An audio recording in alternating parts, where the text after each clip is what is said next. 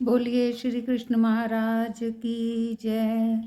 गोलोकपति साक्षात श्री हरि को गोपाल वेश में अपने को छिपाए हुए देखकर तथा ये साक्षात श्री हरि है ये पहचान कर ब्रह्मा जी अपनी करतूत को स्मरण करके भयभीत हो गए। राजन, उन चारों ओर प्रज्वलित दिखने वाले श्री कृष्ण को प्रसन्न करने के लिए ब्रह्मा जी अपने वाहन से उतरे और लज्जा के कारण उन्होंने सिर नीचा कर लिया। वे भगवान को प्रणाम करते हुए और प्रसन्न हो ये कहते हुए धीरे धीरे उनके निकट पहुँचे। जो भगवान को अपनी आंखों से झरते हुए हर्ष के आंसुओं का अर्धरे देकर दंड की भांति वे भूमि पर गिर पड़े। भगवान श्री कृष्ण ने ब्रह्मा जी को उठाकर आश्वस्त किया और उनका इस प्रकार स्पर्श किया जैसे कोई प्यारा अपने प्यारे का स्पर्श करे। तत्पश्चात वे सुधा सिक्त दृष्टि से उसी सुंदर भूमि पर दूर खड़े देवताओं की ओर देखने लगे। तब वे सभी उच्च स्वर से जय जयकार करते हुए उनका स्तवन करने लगे, साथ साथ प्रणाम भी करने लगे। श्री कृष्ण की दया दृष्टि पाकर सभी आनंदित हुए और उनके प्रति आदर से भर गए। ब्रह्मा जी ने भगवान को उस स्थान पर देखकर भक्ति युक्त मन से हाथ जोड़कर प्रणाम किया और रोमांचित होकर दंड की भांति वे भूमि पर गिर पड़े। पुनः वे गदगद वाणी से भगवान का स्तवन करने लगे। बोलिए श्री कृष्ण महाराज की जय। बोलिए राधा कृष्ण की जय।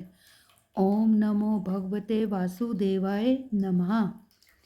नवा अध्याय। ब्रह्मा जी के द्वारा भगवान श्री कृष्ण की स्तुति। ब्रह्मोवाच कृष्णाय मेघ वपुषे चपलाम्बराय पयूष मिष्ठ वचनाय परात्पराय वंशीधराय शिखीचंद्र कयाविंताय देवाय भ्रातृसीताय नमोस्तुते नमोस्तु तस्मै। ब्रह्मा जी बोले, मेघ की सी कांति से युक्त विद्युत वर्ण का वस्त्र धारण करने वाले, अमृत तुल्य मीठी वाणी बोलने वाले, प्रात पर पंछीधारी मयूर पिचको धारण करने वाले भगवान श्री कृष्ण को उनके भ्राता बलराम सहित नमस्कार है। श्री कृष्ण आप साक्षात स्वयं पुरुषोत्तम पूर्ण परमेश्वर प्रकृति से अतीत श्री हरि है। हम देवता जिनके अंश और कला अवतार है, जिनकी शक्ति से हम लोग क्रमशः विश्व की सृष्टि पालन एवं संहार करते हैं, उन्हीं आपने साक्षात कृष्णचंद्र के रूप में अवतीर्ण होकर धराधाम पर नंद का पुत्र होना स्वीकार किया है। आप प्रधान गोप पालकों के साथ गोप वेश से वृंदावन में गोचारण करते हुए विराज रहे हैं। करोड़ों कामदेव के समान रमणीय तेजोमय कौस्तुभधारी श्यामवरण पीत वस्त्रधारी वंशीधर ब्रजेश राधिकापति निकुंज बिहारी परम सुंदर श्री हरि को मैं प्रणाम करता हूँ, जो मेघ से निर्लिप्त आकाश के समान प्राणियों की देह में क्षेत्रज्ञ रूप से स्थित है, जो आदियज्ञ एवं चैत्य स्वरूप है, जो माया रहित है और जो निर्मल भक्ति तथा प्रबल वैराग्य आदि भावों से प्राप्त होते हैं, उन आदिदेव हरि की मैं वंदना करता हूँ। सर्वज्ञ जिस समय मन में प्रबल रजोगुण का उदय होता है, उसी समय मन संकल्प विकल्प करने लगता है। संकल्प विकल्प के वशीभूत मन में ही अभिमान की उत्पत्ति होती है और वही अभिमान धीरे धीरे बुद्धि को विकृत कर देता है।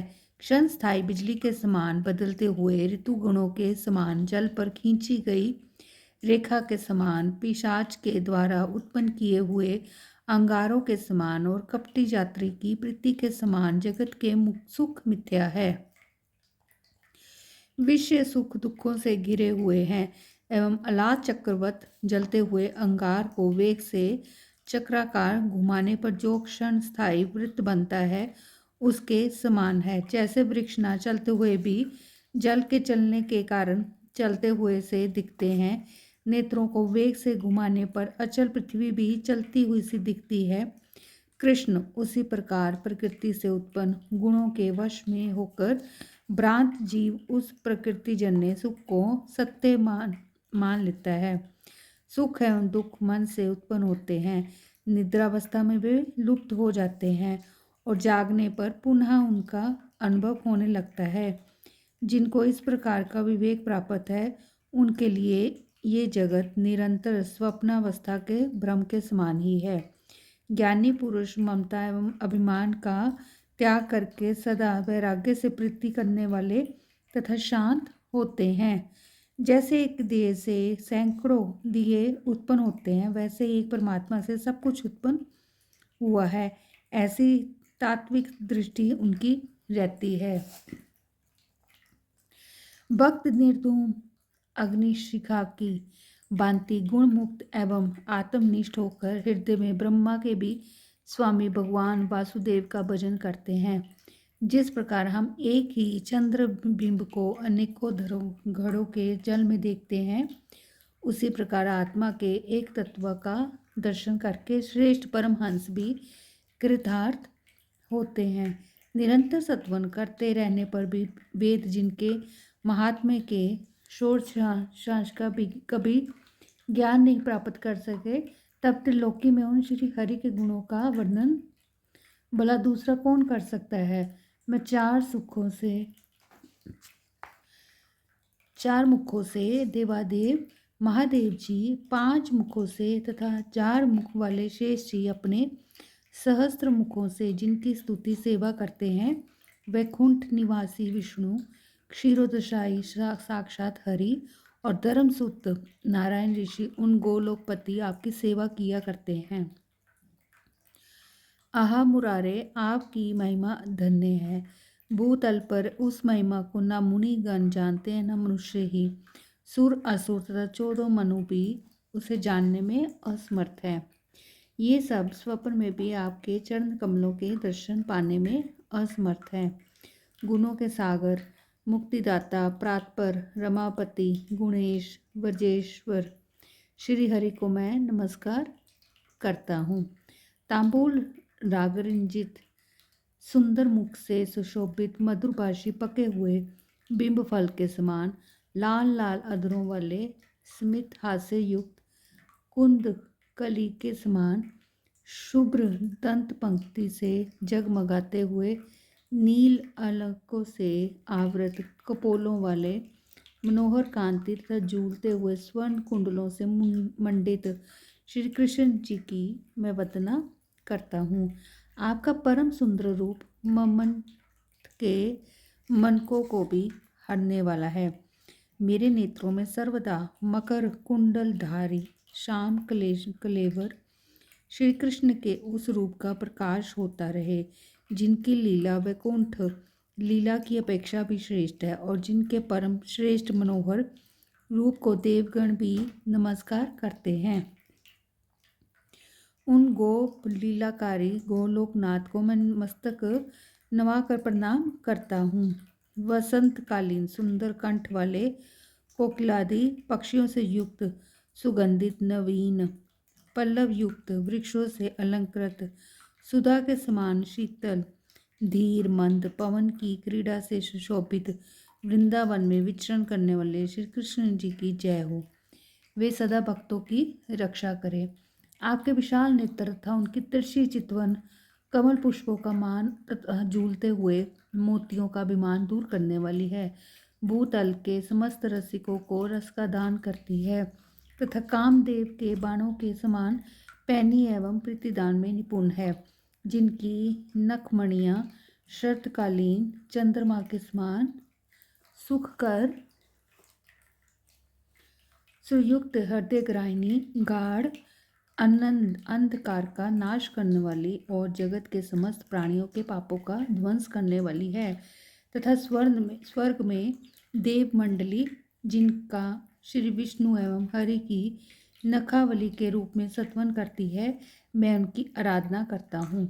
आपके पाद पदों की सर्वदा बजने वाली श्री हरि के सैकड़ों किरणों से युक्त सुदर्शन चक्र के समान आकार वाली पैजनियाँ ऐसी है जिनसे गोल घेरे की भांति किरणें इस प्रकार निकलती हैं जैसे सूरज के प्रकाश युक्त रथ चक्र की परिधि हो, अथवा जो आपके पाद पदों की परिधि के समान सुशोभित है। आपकी कमर में छोटी छोटी घंटियों से युक्त दिव्य पीताम्बर जगमगा रहा है।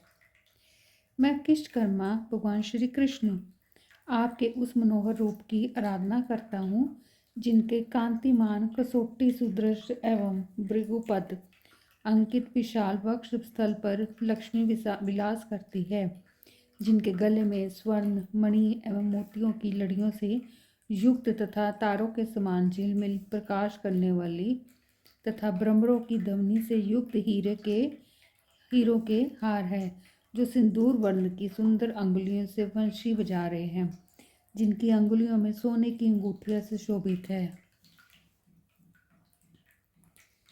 जिनके दोनों हाथ बीजों को दान देने वाले चंद्रमा के समान नखों से युक्त एवं कामदेव के वन के कदम्ब वृक्षों के पुष्पों की सुगंध से सुवासित है, जिनकी मंद गति राजहंस की भांति सुंदर है, जिनके कंधे गले तक ऊंचे उठे हुए हैं। उन श्री हरि की मेघमाला का मान हरण करने वाली मनोहर काकुल का मैं स्मरण करता हूँ, जो स्वच्छ दर्पण की भांति निर्मल सुखद नव यौवन की कांति से युक्त मनुष्य के रक्षक तथा मणि कुंडलों एवं सुंदर घुंघराले बालों से सुशोभित है। श्री हरि के सूरज तथा चंद्रमा की भांति प्रभा से युक्त उन दोनों कपोलों का मैं स्मरण करता हूँ, जो सुवर्ण तथा मुक्ता एवं वैद्युमणि से जटित लाल वस्त्र का बना हुआ है, जो कामदेव के मुख पर क्रीड़ा करने वाले संपूर्ण सौंदर्य से विलसित है, जो अरुण कांति एवं चंद्र एवं करोड़ों सूरजों के समान प्रभा संपन्न है और मयूर पिच से अलंकृत है। श्री कृष्ण के उस मुकुटों को मैं नमस्कार करता हूँ, जिनके द्वार देश पर स्वामी कार्तिकेय गणेश इंद्र चंद्र एवं सूरज की गति नहीं है, जिनकी आज्ञा के बिना कोई निकुंज में प्रवेश नहीं कर सकता। उन जगदीश्वर श्री कृष्णचंद्र में आराधना करता हूँ। ब्रह्मा जी इस प्रकार भगवान श्री कृष्ण का सत्वन करके पुनः हाथ जोड़कर कहने लगे, जगत के स्वामी मैं आपके नाभि कमल से उत्पन्न हूँ, अतएव जिस प्रकार माता अपने पुत्र के अपराधों को क्षमा कर देती है, उसी प्रकार आप भी मेरे अपराधों को क्षमा कर दे। व्रजपते, कहाँ तो मैं एक लोक का अधिपति और कहाँ आप करोड़ों ब्रह्मांडों के नायक, अतएव व्रजेश मधुसूदन देव आप मेरी रक्षा करें, जिनकी माया से देवता दैत्य मनुष्य सभी मोहित है। मैं मूर्ख उनको अपनी माया से मोहित करने चला था। गोविंद, आप नारायण हैं, मैं नारायण नहीं हूँ। हरि, आप कल्प के आदि में ब्रह्मांड की रचना करके नारायण रूप से शेषशायी हो गए। आपके जिस ब्रह्मा रूप तेज में योगी प्राण त्याग करके जाते हैं, बाल गाती पूतना भी अपने कुल सहित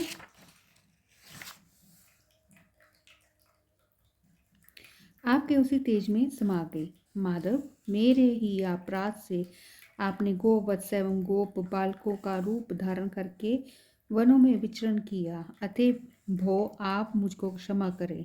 गोविंद, पिता जैसे पुत्र का अपराध नहीं देखता, वैसे ही आप भी मेरे अपराध की अपेक्षा करके मेरे ऊपर प्रसन्न हो। जो लोग आपके भक्त ना होकर ज्ञान में रति करते हैं, उनको के क्लेश ही हाथ लगता है। जैसे भूसे के लिए परिश्रम पूर्वक खेत जोतने वालों को भूसा मात्र प्राप्त होता है, आपके भक्ति भाव में ही निरंतरत रहने वाले अनेकों योगी मुनि एवं ब्रजवासी आपको प्राप्त हो चुके हैं। दर्शन और श्रवण दो प्रकार से उनकी आप में रति होती है, किंतु अहो श्री हरि की माया के कारण उनके प्रति मेरी रति नहीं हुई। ब्रह्मा जी ने यूँ कहकर नेत्रों से आंसू बहाते हुए उनके पाद पदों में प्रणाम किया एवं सारे अपराधों को क्षमा कराने के लिए भक्ति भाव से श्री कृष्ण से फिर निवेदन करने लगे। मैं कुल में जन्म लेकर फिर आपके पाद पदों की आराधना करता हुआ सुगति प्राप्त कर सकूँ, इसका व्यतिरेक ना हो। भगवान शंकर आदि हम इंद्रियों के अधिष्ठाता देवगण ने भारतवासी इन गोपों की देह में स्थित होकर एक बार भी श्री कृष्ण का दर्शन कर लिया, अतः हम धन्य हो गए। श्री कृष्ण आपके माता पिता एवं गोपियों का तो कितना अनिवर्चनीय सौभाग्य है जो व्रज में आपके पूर्ण रूप का दर्शन कर रहे हैं। संपूर्ण विश्व का उपकार करने वाले, मुक्ताहार धारण करने वाले, विश्व के रचयिता, सर्वाधार, लीला के धाम, रवि तन्या, यमुना में विहार करने वाले, क्रीड़ा प्रायण, श्री कृष्ण चंद्र का अवतार ग्रहण करने वाले प्रभु मेरी रक्षा करें। वृष्णिकुल रूप सरोवर के कमल स्वरूप नंद नंदन, राधापति, देव देव, मदन मोहन, ब्रजपति, गोकुलपति, गोविंद, मुझ माया से मोहित की रक्षा करो। जो व्यक्ति श्री कृष्ण की प्रदक्षिणा करता है उसको जगत के संपूर्ण तीर्थों की यात्रा का फल प्राप्त होता है। वह आपके सुखदायक प्रात पर गोलोक नामक लोक को जाता है। नारद जी कहने लगे, लोकपति लोक पितामह ब्रह्मा ने इस प्रकार सुंदर वृंदावन के अधिपति गोविंद का सत्वन करके प्रणाम करते हुए उनकी 3 बार प्रदक्षिणा की और कुछ देर के लिए अदृश्य होकर गोवत्स तथा गोप बालकों को वरदान देकर लौट जाने की अनुमति की प्रार्थना की। तदंतर श्री हरि ने नेत्रों के संकेत से उनके जाने का आदेश दिया। लोक पितामह ब्रह्मा भी पुनः प्रणाम करके अपने लोकों को चले गए। राजन उनके उपरांत भगवान श्री कृष्ण वन से शीघ्रतापूर्वक गोवत्स एवं गो बालकों को ले आए और यमुना तट जिस स्थान पर गोप मंडली विराजित थी उन लोगों को लेकर उसी स्थान पर पहुँचे। गोवत्सों के साथ लौटते हुए श्री कृष्ण को देखकर उनकी माया से विमोहित गोपों ने उतने समय को आधे क्षण जैसा समझा। वे लोग गोवत्सों के साथ आए और श्री कृष्ण से कहने लगे, आप शीघ्रता से आकर भोजन करें। प्रभु, आपके चले जाने के कारण किसी ने भी भोजन नहीं किया। उसके उपरांत श्री कृष्ण ने हंसकर बालकों के साथ भोजन किया और बालकों को अजगर का चमड़ा दिखाया। तदंतर बलराम जी के साथ गोपों से घिरे हुए श्री कृष्ण वत्स वृंद को आगे करके धीरे धीरे वृक्ष को लौट आए। सफ़ेद चित कब्रे, लाल, पीले, धूम्र एवं हरे आदि अनेक रंग और स्वभाव वाले गोवत्सों को आगे करके धीरे धीरे सुखद वन से गोष्ठ में लौटते हुए गोप मंडली के बीच स्थित नंद नंद की मैं वंदना करता हूँ। राजन, श्री कृष्ण के वीरा में जिसको क्षण भर का समय युग के समान लगता था, उन्हीं के दर्शन से उन गोपियों को आनंद प्राप्त हुआ। बालकों ने अपने अपने घर जाकर गोष्ठों में अलग अलग बछड़ों को बांधकर अदासुर वध एवं श्री हरि द्वारा हुई आत्मरक्षा के वृत्तांत का वर्णन किया। बोलिए श्री कृष्ण महाराज की जय।